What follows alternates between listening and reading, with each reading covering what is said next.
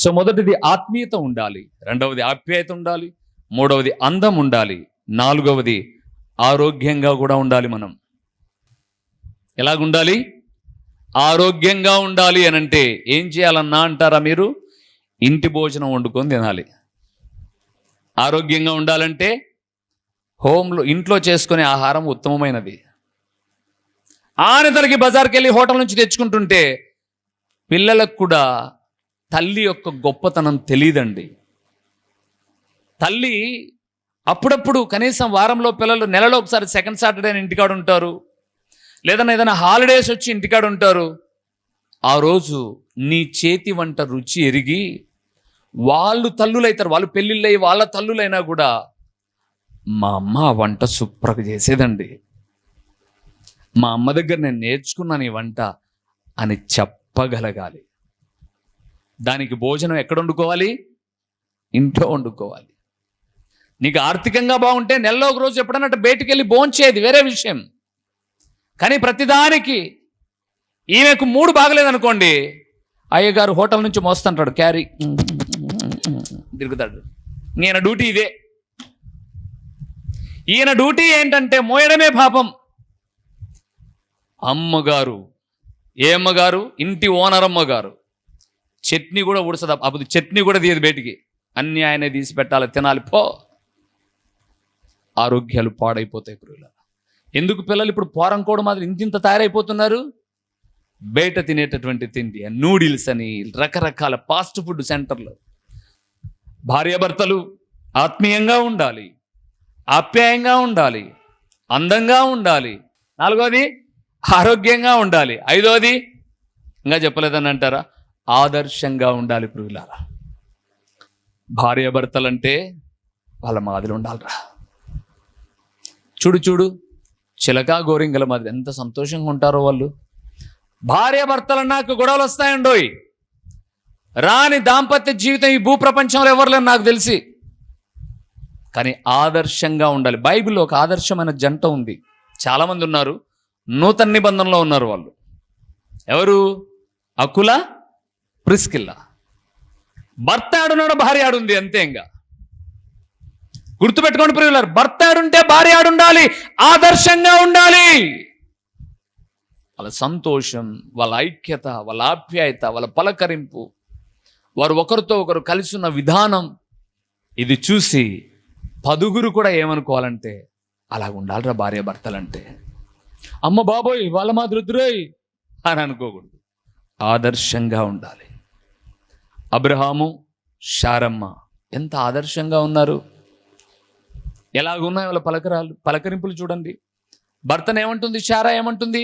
ఎరా అబ్రహాం అన్నిందా, పిలిచింది అలాగా. రే అబ్రహాం ఏమన్నావు? ఈరోజు ఫ్యాషన్ అయిపోయింది భార్యలకు, ఇదేమంటే స్టైల్ అంట. రే తిన్నావారా? ముగ్గురు పట్టుకొని రే తిన్నావారా? వాడు కూడా సిగ్గు లేకోకుండా తిన్నానులే. ఇదేంది ప్రేమో తెలీదు. అబ్రహాం ఏమంటుంది శారమ్మ? యజమానుడా, యజమానుడా. పూర్వపు దినాల్లో మన అమ్మలు నాన్ననేమనేవాళ్ళు? ఆవా ఎద్దా, అదే ఆవు అని పిలుచుకునేవాళ్ళు. ఇప్పుడు ఆవు లేదు, ఎద్దు లేదు, ఏమీ లేవు. పేర్లే, క్లాస్మేట్ని పిలిచినట్టుగా, లేకపోతే జూనియర్ని పిలిచినట్టుగా, ఏ ప్రతాపెట్రా రావాల్సిందే, అంతే కదా. లేకపోతే బాను ఇక్కడ రా అంటే రావాల్సిందే. రివర్స్ అయితే సమస్య. అలాగ పిలవకూడదమ్మా, తప్పు, నిజంగా తప్పు. బైబిల్ ఎవ్వరు పిలవాలి అట్లా, గౌరవంగా పిలవాలి. అండి అని పిలవచ్చు, ఏమండి అని పిలవచ్చు, ఏమయ్యా అని పిలవచ్చు, ఏమో పిలుచుకోవచ్చు. ఆదర్శంగా ఉండాలి. మీ కోపం ఎక్కువైందని ఏందిరా నీ కథ, ఏందిరా నీ కథ, అమ్మ బాబోయ్ ఏందిరా నీ కథనా, చూసినాం పో. ఏం మాటలండి ఇవి? భర్తతో మాట్లాడే మాటలేనా ఇవి? భర్తను అనే మాటలేనా ఇవి? సేవకుడిగా ఇక్కడ నిలబడి ఉన్నాను కాబట్టి మాట్లాడకూడదు, కానీ నేనైతే ప్రియులారా గొంతు కోసేసి పోయి జైల్లో కూర్చుంటా. పోతే పోయింది. ఇంకా పిలిచి నీకు ఎవరుండ, ఇదే కదా పిలుస్తాండేది సమస్య. కోసి అయిపోయి సబ్ జైల్లో కూర్చుంటే భూ పెడతారు వాళ్ళే చచ్చిందాక. వాళ్ళ బాధ ఏదో వాళ్ళు భరించుకుంటారు అంతే. ఇంకా ఆదర్శంగా ఉండాలి భార్యాభర్త. చాలా గౌరవంగా పిలుచుకోవాలండి. మన భర్తను మనం గౌరవించకపోతే పక్కన వాళ్ళు ఎలా గౌరవిస్తారు? మన భార్యను మనం గౌరవించకపోతే పక్కన వాళ్ళు ఎలా గౌరవిస్తారు? అందుకే చాలా ప్రేమగా, ఇప్పుడు దాకా అలాగ అయిపోయిందా? Live it. అది ధర్మం కాదు అని బైబిల్ చెప్తుంది. ధర్మము కాదు అని చెప్పింది కాబట్టి ధర్మం ఏదో తెలిసింది మనకు. ఆత్మీయత ఉండాలి, ఆప్యాయత ఉండాలి, అందం ఉండాలి, ఆరోగ్యం ఉండాలి, ఆదర్శం ఉండాలి. దేవుని నమ్ముకున్నాం మనం. మన జీవితాల్లో ఇలాంటి వ్యక్తిత్వాలను మనం కలిగి ఉంటే దాంపత్య జీవితం అద్భుతకరంగా ఉంటుంది. సో భార్యాభర్తల ధర్మములు. ఇప్పుడు పిల్లల దగ్గరికి వస్తాను. ఎఫెసీయులకు రాసిన పత్రిక 4వ విషయం ఏంటి ధర్మమో చూద్దామా? ఎఫెసీయులకు రాసిన పత్రిక 6వ అధ్యాయము 1వ వచనం. పిల్లలారా, ప్రభువునందు మీ తల్లిదండ్రులకు విధేయులై ఉండుడి. ఇది ధర్మమా అధర్మమా? ఇప్పుడు పెద్దోళ్ళు అనుకుంటారు, అమ్మ మేము తప్పించుకునే వాళ్ళు పెళ్ళయిందని. మీరు కూడా మీ తల్లిదండ్రులకు పిల్లలతో సమానమే. మీకు పిల్లలు పుట్టినా, మీరు పెద్దోళ్ళైనా మీ తల్లిదండ్రులు మిమ్మల్ని బిడ్డలుగానే చూస్తున్నారు, ఇంకా పిల్లలుగా. ఓకే, ఇప్పుడు పిల్లలతో మాట్లాడుతున్నాడు. పిల్లలారా, ప్రభువునందు మీ తల్లిదండ్రులకు ఎలాగుండాలి? తిరగబడండి. అదే ధర్మం. ఈరోజు అదే నేర్చుకుంటున్నది పిల్లలు. స్నేహాలు వాడితో వీడితో చలాకీగా తయారైపోయి అమ్మ మాట నాన్న మాట వినేవాళ్ళు ఎవరు లేరు. ఎందుకో తెలుసా? ప్రభునందు ప్రియులారా, అవిధేయులైపోయారు, మొత్తం తిరుగుబాటుదారులు అయిపోయారు పిల్లలు. అందుకే గడిచిన దినాల్లో ఒక మాట చెప్పాను మీకు. యెషయా గ్రంథం 1వ అధ్యాయం 2వ వచనంలో దేవుడు కూడా బాధపడుతున్నాడు. నేను పిల్లలను పెంచి గొప్పవారినిగా చేసి తిని, కానీ వారు నా మీద తిరగబడి ఉన్నారు. ఎక్కడ నేర్చుకున్నారు ఇది? ఎక్కడ నేర్చుకున్నారు పిల్లలు? చూడాలి, ఎక్కడ నేర్చుకున్నారు?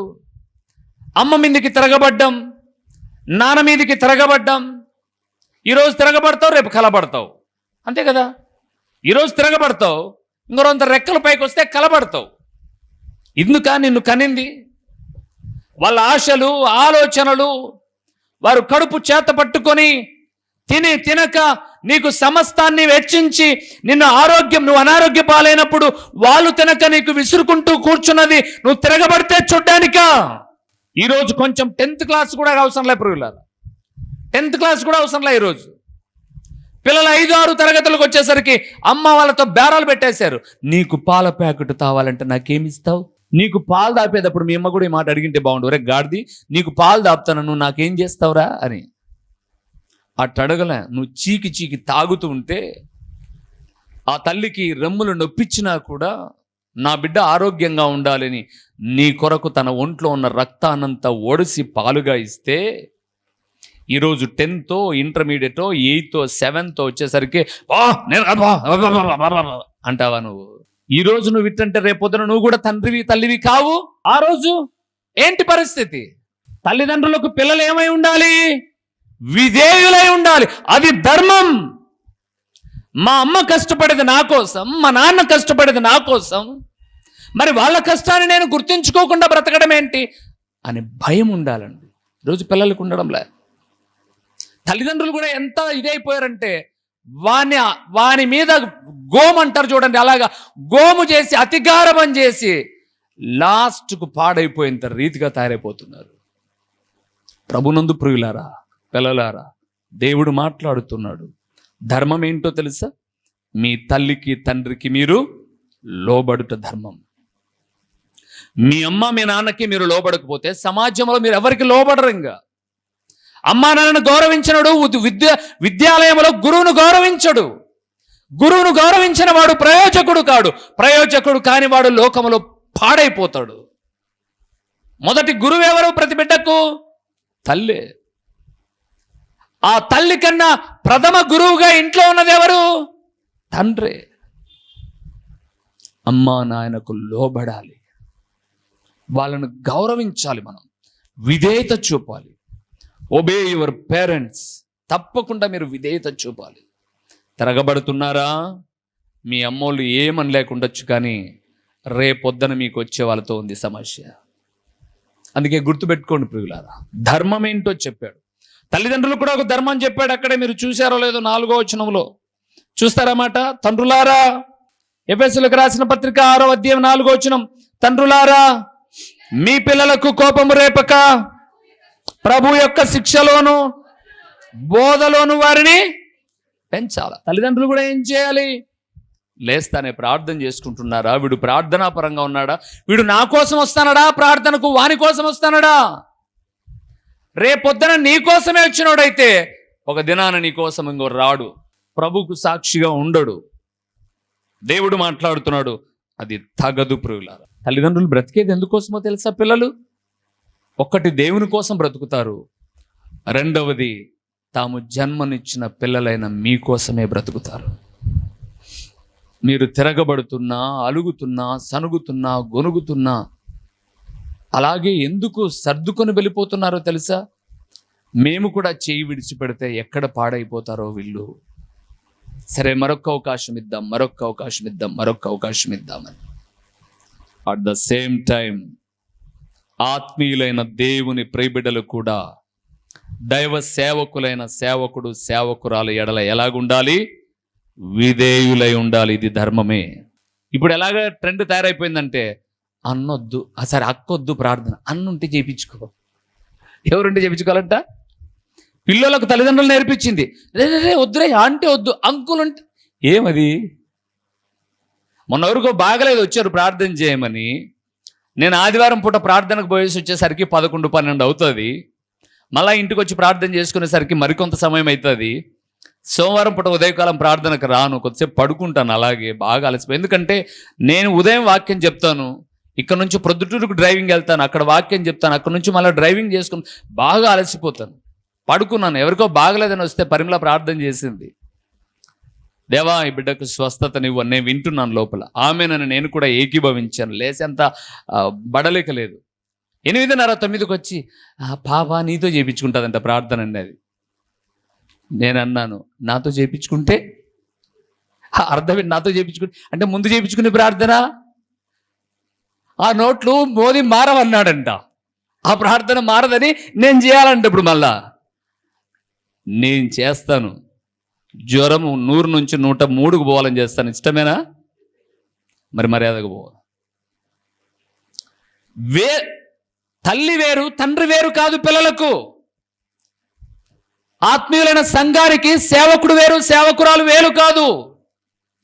ఒకవేళ మీరు బయట చూసినట్టుగా ఆమె గవర్నమెంట్ టీచర్గా పోతుంటే ఆమె టీచర్ కదున్నా, నువ్వే కదా నా సేవలో ఉండేది అనుకోవచ్చు. మేము అలాగ ఎక్కడా చేయట్లా, దేవుని సేవలో ఉన్నాం. మా పిల్లలైన మీరు కూడా దేవుని సన్నిధానంలో విధేయత చూపుట ధర్మము. ఇంకొక ధర్మం ఉంది, చూద్దామే, అయిపు చేద్దాం, తొందరగా అయిపు చేస్తాను, సరేనా? అపోస్తల కార్యములు 10వ అధ్యాయము 28వ వచనం. 10వ అధ్యాయము 28వ వచనం. అప్పుడు అతడు అన్య జాతి వానితో సహవాసము చేయుటైనను అట్టి వానిని ముట్టుకొనుటైనను యూదునికి ధర్మము కాదని మీకు తెలియను. చాలు ప్రియులారా, దాన్ని మార్చి చెప్తాను నేను. ధర్మం ఏంటో తెలుసా?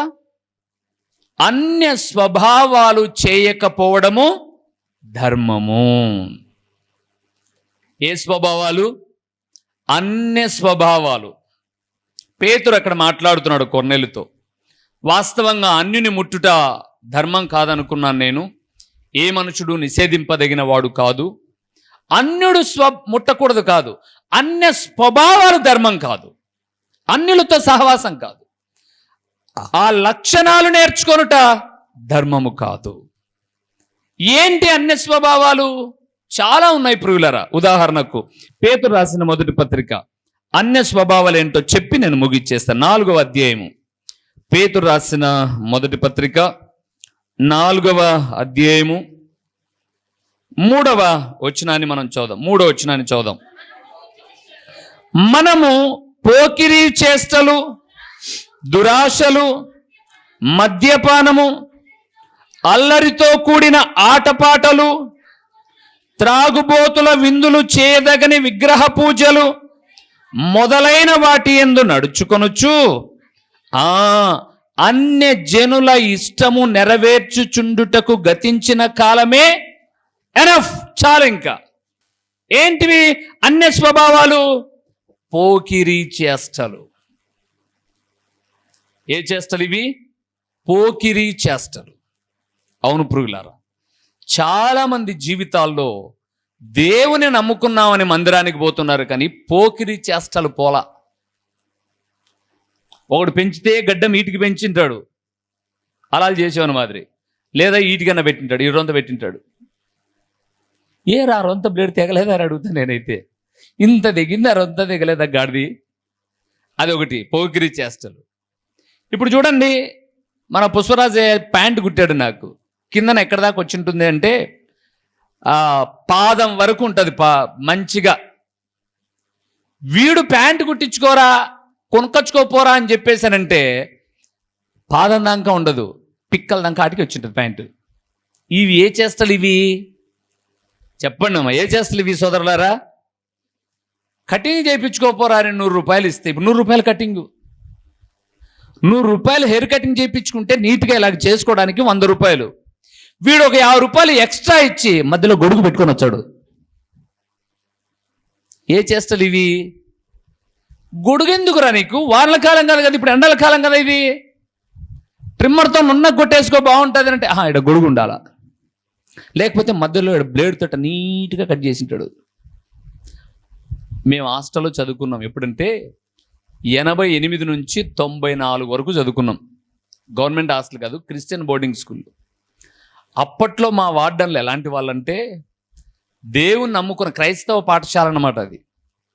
అక్కడ గనక ఎవడైనా నైట్ కానీ పగలు కానీ బడే ఎగరగొట్టే సినిమాకు పోతే అప్పుడు మా వార్డెన్ సార్ ఏం చేసేవాడంటే, మాకు బాగా గుర్తు, మా అన్నోళ్ళు సీనియర్లంతా నైట్ పోయేవాళ్ళు సినిమాలకు, నోరుసులమ్మి సబ్బులమ్మి ఇట్టున్నారని చెప్పేసి పొద్దున కల్లా తెలుసుకుంటాడు. 11 గంటలకు అందరినీ వెతుకుతాడు, ఎవడు లేడో అని పట్టుకుంటాడు. పొద్దున వాని మోకాలు వేసి కత్తెర తనే తీసుకొని, కటింగ్ రాదు సారుకు, ఈడ ఖర్చు ఈడ ఖర్చు ఈడ ఖర్చు ఈడ ఖర్చు ఈడ ఖర్చు ఈడ మొత్తం ఖర్చులు పెడతాడు. ఈ ఖర్చులతో వీడు బడికి రావడానికి వీనికి ఏం బాధ? అవమానం. ఏంది రట్టుంది వీనికి ఖర్చులు ఖర్చులు ఖర్చులు ఖర్చులు అని. ఈరోజు అవమానాన్ని గర్వంగా ఫీల్ అయిపోయేటట్టుగా తల్లిదండ్రులు కూడా సైలెంట్గా ఉన్నారు. దేవుని నమ్ముకున్నాం మనం, ఏంట్రా ఈ స్వభావాలు? ఏంటట పెడితే అందుకునేటట్టుగా ఎవడు ఈడ్స్తంతాడో నేను దొరికినావంటే తీసేరా, మంచిగా మర్యాదగా క్రాప్ కొట్టుకో చెప్తున్నారా తల్లిదండ్రులు? పోకిరీ చేష్టలు. ఇవన్నీ ఏ చేష్టలు ఇవి? పోకిరీ చేష్టలు. ఈ మధ్య ఇంకా ఎలాగో తయారైపోయాయి పోకిరీ చేష్టలు అని చెప్పేసి అంటే, ఆడపిల్లలు మాత్రమే కమ్మలు పెట్టుకుంటారు ఇంతకుముందు. ఈరోజు మగపిల్లలు కమ్మలు, రేపొద్దున ముక్కునత్తు ఇటు వచ్చేది కూడా పెట్టుకుంటారు ఈ నాయళ్ళు. లాస్ట్కు ఆడ మగోలు కాకుండా తయారవుతారు అంతే. ఇంకా ఈడొకటి పెట్టి చేతికి ఒక గాజు వేసింటాడు. మళ్ళా ఏంటికి గాజు? నన్ను అడిగితే కనుక చెప్తాను, వాడు రెగ్యులర్గా వేసుకుంటానంటే ప్రతి నెల డజన్ గాజులు తీసిస్తా, ఇనపయో వెండియో ఏయో ఒకటి.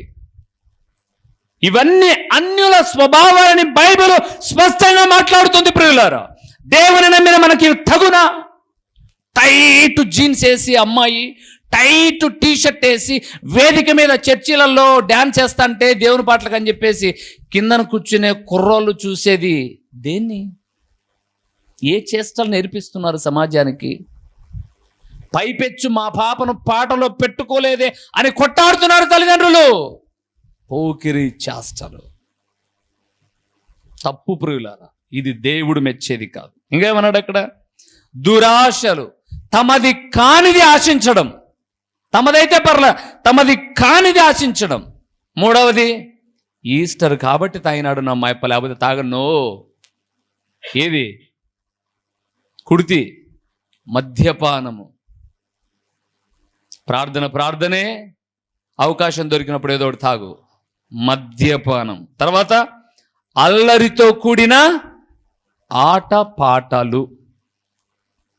ఎంతమంది అండి ఇలాగా? త్రాగుబోతుల విందులు. మేము రాత్రి 10:30కు వస్తాం ప్రియులారా, ప్రొద్దుటూరు నుంచి పరిచయం ముగించుకొని వచ్చేటప్పుడు.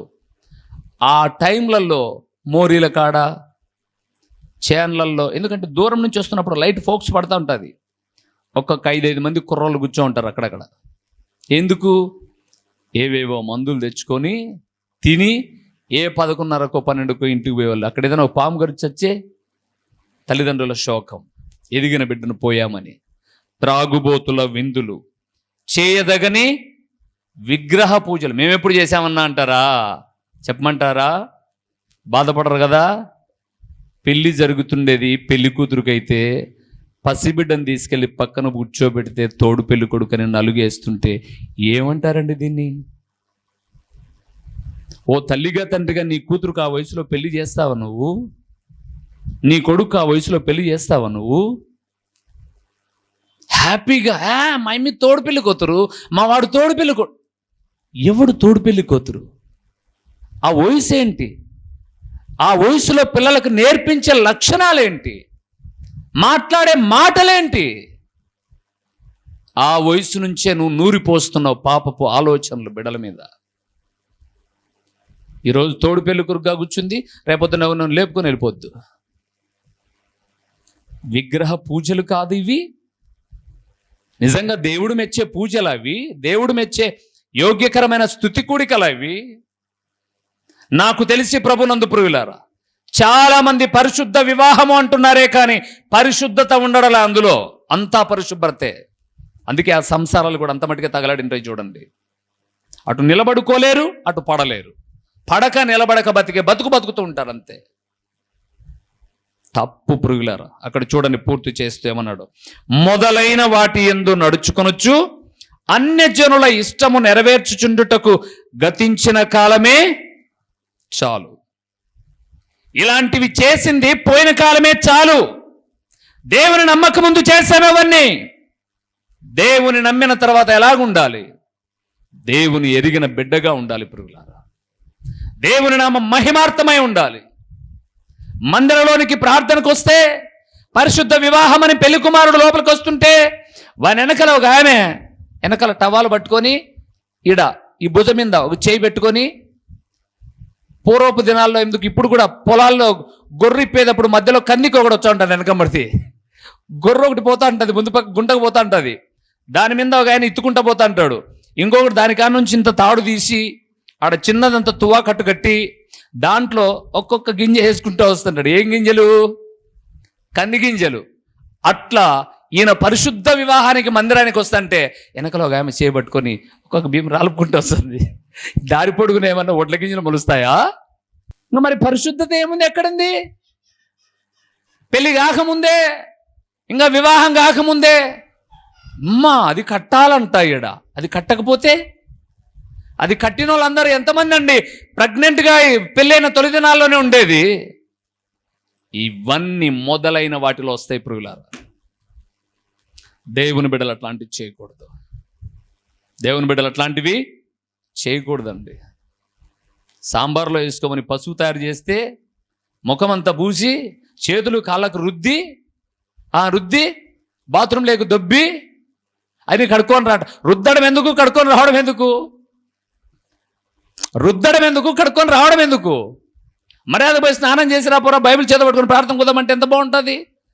ఇవన్నీ రుద్ది తప్పలాలు కొట్టనీకి వానికి ఒక మందు తాపి చేసేదంతా పాపమే. అందుకే కుటుంబాల్లో నెమ్మది లేదు. రూబేనన్నా మీరు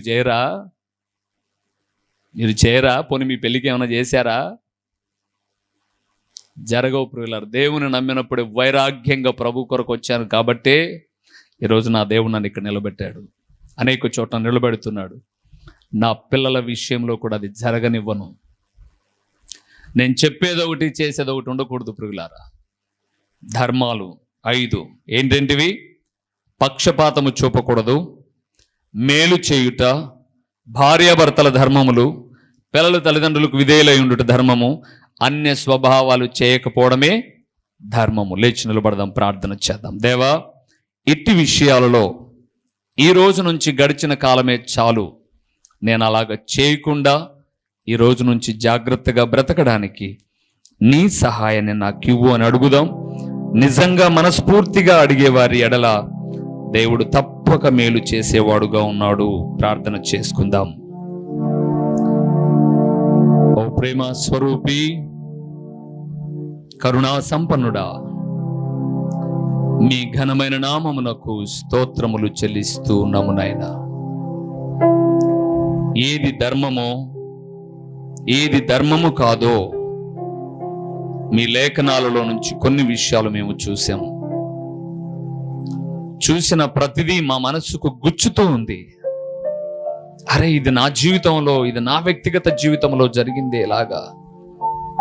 అయితే తండ్రి, మీరు మా అందరికీ ఒక అవకాశం ఇచ్చారు. చివర్లో ఇప్పటిదాకా జరిగినది గతించిన కాలము చాలు అన్నారు. అవును తండ్రి, ఈ రోజుతో స్వస్తి చెప్పి రాబోయే కాలమైన మీ నామ మహిమార్థమై ఇక ముందుకు కొనసాగే విషయంలో ధర్మమైనవి మేము చేసి నీ నిత్యత్వాన్ని స్వతంత్రించుకోవడానికి సహాయం చేయండి. ప్రకటించబడిన పరలోకపు సంగతులు వ్యర్థముగా పోకుండా సారవంతమైన నేలను పడిన విత్తనము వలె 30దంతలుగా 60దంతలుగా 100ంతలుగా ఫలింపచేసి మీ ఘననామమునకు మహిమ ఘనత ప్రభావములు మీరు కలుగు చేసుకొనుమని ఎంతైనా నమ్మదగిన దేవుడు అయినటువంటి మీకు స్తుతులు చెల్లించుకుంటూ యేసు నామములో అడిగి పొందియున్నాము తండ్రి, ఆమేన్. ప్రొద్దుటూరు పరిసర ప్రాంతాలలోని ఆత్మీయులైన దేవుని ప్రియబిడ్డలైన మీ అందరికీ ఒక గొప్ప శుభవార్త. దేవునిందు ప్రియమైన వారులారా, ప్రొద్దుటూరులో హోమస్పేటలోని రాఘవరెడ్డి ఫంక్షన్ హాలులో గడిచిన 2 సంవత్సరాల నుంచి ఆదివారపు సాయంకాలపు సువార్త కూడిక జరుగుతూ ఉంది. అయితే 3వ అంతస్తులోనికి చాలా మంది పైకి ఎక్కిరాలేక అలసిపోతూ ఉన్నప్పుడు దేవుని సన్నిధానంలో ప్రార్థన చేయగా దేవుడు క్రింద కూడుకోవడానికి ఒక స్థలాన్ని కొంతకాలం, ఒక 5 సంవత్సరాలు లీజుకు తీసుకోవడానికి ప్రభు కృపనిచ్చాడు. ఆ విషయాన్ని మీతో పంచుకోవడానికి నేను సంతోషిస్తూ, గాంధీ రోడ్లో మొదటి సందు అనగా మొదటి లైన్ సుబ్బారెడ్డి నగర్ అనే ఒక బోర్డు ఉంటుంది. దాన్ని సుబ్బారెడ్డి నగర్ ఆ లోపలికి వెళ్తే కల్లూరు ప్రసాద్ రెడ్డి అనబడేటటువంటి ఎముకల డాక్టర్ ఉన్నారు. దానికి ఎదురుగా ఉన్నటువంటి ఖాళీ స్థలంలో ఒక చక్కటి షెడ్డును వేసి సాయంకాలపు సువార్త కూడిక నిమిత్తమై సిద్ధపరిచాం. దేవుని ప్రియబిడ్డలారా, ఇన్ని రోజులు పైకి ఎక్కలేక బలహీన పడిపోతున్నటువంటి వారికి ఇది ఒక మంచి సదవకాశం. ప్రతి ఆదివారం సాయంకాలం 6:30 నుంచి 8:30 వరకు దేవుని సన్నిధానంలో ఈ కూడిక జరుగుతుంది. మే 19వ తారీఖు నుంచి 2024వ సంవత్సరం మే 19వ తారీఖు నుంచి ప్రతి ఆదివారం సాయంకాల పూట ఈ కూడిక ప్రారంభిస్తూ ఉన్నాం. ప్రియులారా, ఉదయకాలపు ఆరాధనకు వెళ్ళలేని వారు, అలాగే ప్రతిదినం ప్రార్థన, అలాగే యూట్యూబ్లో వాక్యం వింటున్న దేవుని ప్రియబిడ్డలందరికీ ఇది ఒక మంచి సదవకాశం. వాక్యములో బలపడుటకు, నూతన విషయాలు నేర్చుకొనుటకు, దేవుని రాకడకు సిద్ధపడుటకు ఆత్మీయులైన మిమ్మల్ని అందరినీ ఆహ్వానిస్తున్నాం. రండి. గాంధీ రోడ్లో మొదటి లైన్ సుబ్బారెడ్డి నగర్ అని ఉంటుంది. అది సూపర్ బజార్ అని కూడా పిలుస్తారు. కల్లూరు ప్రసాద్ రెడ్డి హాస్పిటల్ ఎదురుగా ఈ స్థలములో దేవుని కూడిక ప్రారంభించబోతూ ఉన్నాం. మే 19వ తారీఖు నుంచి ప్రతి ఆదివారము ఈ కూడిక సంఘ ప్రాంత భేదము లేకోకుండా ప్రతి ఒక్కరిని ప్రేమపూర్వకంగా ఆహ్వానిస్తున్నాం. ఖచ్చితమైన సమయంతో ప్రతిదినము నూతన విషయాలు మీతో మాట్లాడడానికి ప్రభు కృపనిస్తుండగా రండి. ఈ స్థలము మార్చబడిన సంగతి మిగతా వారికి కూడా తెలియచేయండి. మే 19వ తారీఖు నుంచి ప్రతి ఆదివారము సాయంకాలం 6:30 నుంచి 8:30 వరకు ఈ కూడిక జరుగుతుంది. ఈ మాటలు విన్న దేవుని ప్రియబిడ్డలైన మీ అందరిని ఆహ్వానిస్తూ నిండు మనసుతో మీకు వందనములు తెలియచేయుచున్నాను. మా చిరునామా దైవజనుడు బ్రదర్ ఓ రూబేన్ గారు, క్రీస్తు ప్రార్థనా మందిరం, డోర్ నెంబర్ 1-10-386, నగరిగుట్ట, పులివెందుల, కడప జిల్లా. మీ ప్రార్థనా అవసరాల కొరకై సెల్ నంబర్ 9989067409.